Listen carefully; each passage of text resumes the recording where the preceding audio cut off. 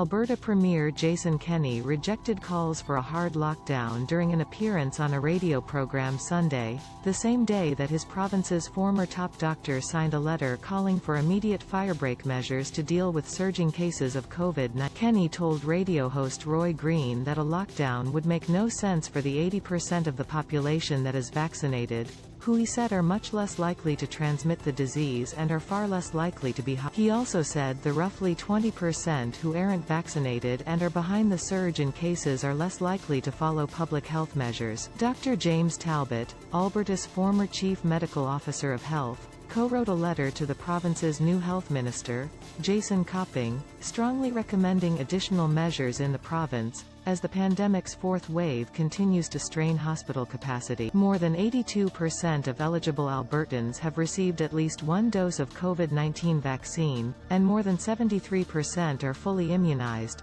but that represents only 62.4% of the province's total population. Talbot and Dr. Noel Gibney, a critical care specialist, made 7 urgent recommendations in their letter, including the immediate transfer of ICU patients to other provinces in order to relieve pressure on hospitals and delay the need for triage protocol. They also called for a set of closures and restrictions for bars, gyms, casinos, indoor dining and sports facilities for a minimum of 4 weeks, as well as capacity limits on indoor spaces such as places of worship and stores. My biggest concern is that this is just going to get worse, Talbot told CBC News Network on Sunday. The other proposed measures include the province is developing new approaches to try to increase vaccine uptake, including supporting pop-up clinics like this one in all health zones. However, the amount of still unvaccinated people is large enough to be causing what Alberta hospitals are seeing right now, Talbot said.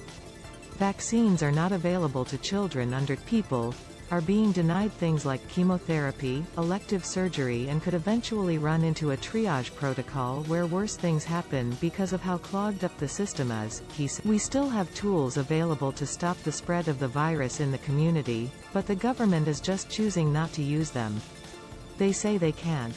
The truth is, in a statement to CBC News, Steve Buick, Copping's press secretary, said the health minister has a clear mandate from the premier to increase health system capacity, to educate vaccine-hesitant Albertans and increase vaccine. We're supporting Alberta Health Services in taking every possible step to continue to provide care to critically sick patients, Buick wrote in the statement. We have reached out to other provinces and federal agencies as part of contingency planning. No patients have been transferred out of the province and no specific federal assistance has been requested. We'll update Albertans if and as decisions are made on any request. We have put proven measures in place to work to bend the curve and protect the health system. Similar measures successfully overcame previous waves, and we are working hard to overcome this current crisis. Talbot and Gibney's letter outlines a grim near future in Alberta. Even if you were to implement the measures that we recommend today, it will take at least 4 weeks for them to have an effect on ICU beds. Time is of the essence. Albertans deserve better, the letter. In the short term, it says, ICU transfers out of province are the only way to stop the triage protocol from being implemented, and while such transfers provide a chance for critically ill Albertans to receive the care they need, they also come with significant. Talbot said the tepid government response to the pandemic has left him sad and angry. To deal with that psychological discrepancy between business as usual in the community and the hospital care system about to collapse, I don't know how you deal with that psychologically.